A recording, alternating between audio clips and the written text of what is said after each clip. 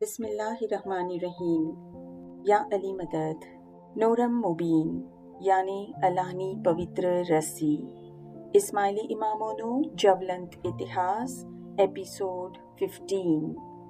हज़रत मौलाना इमाम रज़ी अब्दुल्ला अलैहि वसल्लम हिजरी सन 225 थी 268। हज़रत इमाम रज़ी अब्दुल्ला अलैहि वसल्लमનું મૂળ નામ હઝરત હુસૈન બિન અહેમદ બિન અબ્દુલ્લા હતું. રઝી અબ્દુલ્લા આપનો લકબ હતો. હઝરત ઇમામ રઝી અબ્દુલ્લા અલૈહિ વસલ્લમનો સમકાલીન ખલીફ મામૂનનો ભાઈ ખલીફ મોતસીમ હતો. હઝરત ઇમામ રઝી અબ્દુલ્લા ઇમામતની મસનદ પર બિરાજ્યા તેના 3 વર્ષ બાદ એટલે હિજરી સન 227માં ખલીફ મોતસીમ મરણ પામ્યો. હઝરત ઇમામની ઇમામત દરમિયાન બીજા પણ 6 ખલીફાઓ થયા હતા. ખલીફ મોતસીમ પછી અલ-વાસિક હિજરી સન 227 થી 232, તેનો ભાઈ અલ-મુત્તવકીલ 232 થી 247, તેનો પુત્ર અબુ જાફર મુસ્તનસિર 247 થી 248, મોતસીમનો પુત્ર મુસ્તઈન 248 થી 252, મોતઝીર બિન મુત્તવકીલ 252 થી 255, અલ-વસીકનો પુત્ર મોહતદી 255 થી 256, અબ્બાસી ખલીફ મોતમીદ બિન મુત્તવકીલ 256 થી 279 પણ ઇમામનો સમકાલીન હતો. હઝરત ઇમામ રઝી અબ્દુલ્લા અલૈહિ વસલ્લમે ઇમામતની મસનદ પર બિરાજ્યા પછી ધર્મ પ્રચારનું કાર્ય વ્યવસ્થિત કર્યું અને દૂર દરાજના મુલ્કોમાં દાઈઓ મારફતે અખવાનુસ્સફાનો પણ પ્રચાર કરી સાબિતીઓ કાયમ કરી હતી. ઝહરુલ માની માં જણાવ્યા પ્રમાણે હઝરત ઇમામ તકી મુહમ્મદ અલૈહિ વસલ્લમ રચિત ઇખ્વાનુસ્સફા ગ્રંથમાંથી હઝરત ઇમામ રઝી અબ્દુલ્લા અલૈહિ વસલ્લમે એક બોધદાયક અને અત્યંત ઉપયોગી સંક્ષિપ્ત રીતે સાર ગ્રંથ રચીને તેનો પણ પ્રચાર કર્યો હતો, જેનું નામ આપે જમિયતુલ જામિયા રાખ્યું હતું. આ ઉપરાંત જેઓ સત્ય ધર્મની શોધમાં હતા તેમને સત્ય ધર્મમાં દાખલ કરતા હતા.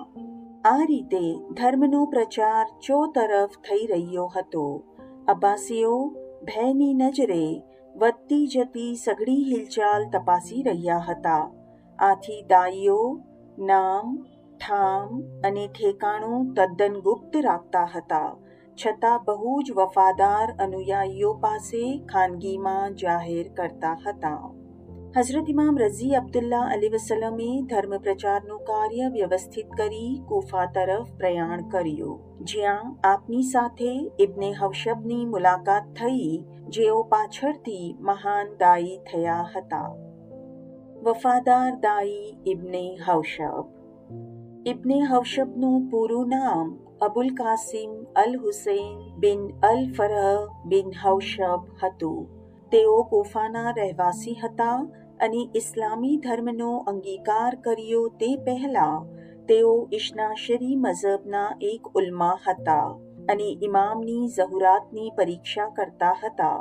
એક વખત અચાનક હઝરત ઇમામ સાથે તેમની મુલાકાત થઈ. હઝરત ઇમામના સમાગામના ફળરૂપે તેમની ઈચ્છા ફળીભૂત થઈ અને તેમણે સત્પંથનો અંગીકાર કર્યો. પાછળથી તેઓ દાઈ થયા હોવાથી હઝરત ઇમામ તરફથી તેમને યમનની દાવતનું કાર્ય સોંપવામાં આવ્યું હતું. યમનમાં સત્પંથનો પ્રચાર.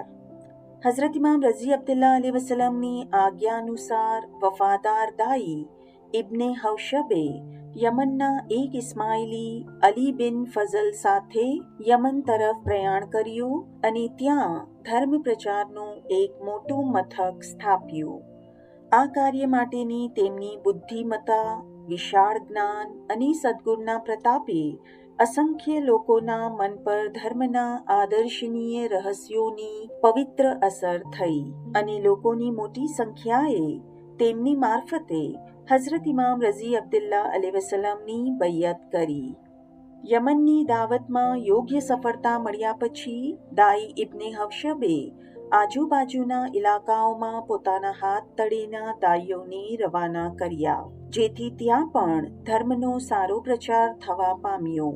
સનાઆમાં પણ સતપંથનો ઝંડો ફરકાવવામાં આવ્યો, જેના પરિણામે દાઈ ઇબ્ને હવશબને હઝરત ઇમામ રઝી અબ્દુલ્લા અલૈહિવસલ્લમે દાઈયુલ કિબાર વડા દાઈનો દરજ્જો નવાઝિશ ફરમાવી અને તેમના હાથ તળે દાઈઓની એક મોટી સંખ્યા સોંપવામાં આવી, જેઓ ધર્મ પ્રચારનું કાર્ય પૂરજોશથી કરવા લાગ્યા. દાયુલ કિબાર ઇબ્ને હવશબે દાવતનું કાર્ય હઝરત ઇમામ રઝી અબ્દુલ્લા અલૈહિવસલ્લમના સમયમાં ખાનગી રીતે ચાલુ રાખ્યું હતું. યમન તરફનું સતપંથના પ્રચારનું કાર્ય પૂરજોશમાં આરંભી હઝરત ઇમામ રઝી અબ્દુલ્લા અલૈહિવસલ્લમ રેથી હમદાન અને હમદાનથી ઈરાનના આઝારબાઈજાન થઈ ઇસ્તંબુલમાં આવી વસવાટ કર્યો. અહીં પણ હઝરત ઇમામે મઝહબના પ્રચાર કાર્ય માટે આજુબાજુના ગામોમાં દાઈઓ રવાના કર્યા. ત્યાર પછી આપ પુનઃ સલમિયા પધાર્યા અને બાદમાં આપે અસ્કર મુકર્રમમાં વસવાટ કર્યો હતો. અહીં શાહઝાદા હઝરત મુહમ્મદ મહેદી અલૈહિવસલ્લમનો મુબારક જન્મ થયો. અદ્ભુત અને દિવ્ય ભવિષ્યવાણી. હઝરત ઇમામ રઝી અબ્દુલ્લા અલૈહિવસલ્લમ એક સમયે જિસ્માની રીતે બીમાર હતા. તે વખતે આપના ફરઝંદ હઝરત મુહમ્મદ મહેદી અલૈહિવસલ્લમની પાસે તેડાવી ફરમાવ્યું, મારા નૂર ચશ્મ ફરઝંદ, તમોને દૂરદરાજ મુલ્કોમાં જવું પડશે અને આપણા નાના હઝરત નબી મુહમ્મદ સલ્લલ્લાહુ અલૈહિ વસલ્લમની જે મહાન ભવિષ્યવાણી છે તે તમારા દ્વારા પૂર્ણ થશે અને મહેદી તરીકે તમો દુનિયામાં રોશન થશો. ઝહરુલ માનીના નિર્દેશ અનુસાર હઝરત ઇમામના દાઈઓ હઝરત નબી મુહમ્મદ સલ્લલ્લાહુ અલૈહિ વસલ્લમની મુબારક હદીસ ફી રાસે સલસામિયા તતલઉશ શમ્સ મિન મગરીબ, મારી બાદ 300 વર્ષે સૂર્ય મગરીબ તરફથી ઉગશે, એ ભવિષ્યવાણી ટાંકીને ખુશ વધાઈ આપી પોતાનું પ્રચાર કાર્ય પૂરજોશમાં કરતા હતા અને આ ભવિષ્યવાણી અનુસાર મહેદીના ઝહુરાતનો સમય ઘણો જ નજદીક આવી લાગ્યો હોવાના ખુશીભર્યા સમાચારો આપતા હતા. ફાતિમી ખાનદાન તરફથી જુદા જુદા ખલીફાઓની શત્રુતાના કારણે દુન્યવી રીતે ધર્મ અને ધાર્મિકજનોના કલ્યાણ ખાતર કેટલાક ફાતિમી ઇમામોએ જાહેરમાં દેખાવ દેવાનું યોગ્ય માન્યું ન હતું, પરંતુ હવે સમય પલટાવા લાગ્યો હતો. સત્યના સૂર્યે અસત્યનો નાશ કર્યો હતો. સત્ય ધર્મ પ્રકાશી રહ્યો હતો. અંતે સર્વરે કાયનાતની દિવ્ય ભવિષ્યવાણી અનુસાર મહેદીના પ્રગટીકરણનો સમય આવી રહ્યો હતો. જોમો સિફારિયો. ઉઈનુલ અખબારના જણાવ્યા પ્રમાણે હઝરત ઇમામ રઝી અબ્દુલ્લા અલૈહિવસલ્લમ આપના સલમિયાના વસવાટ દરમિયાન હાશમી તરીકે જાણીતા થયા હતા.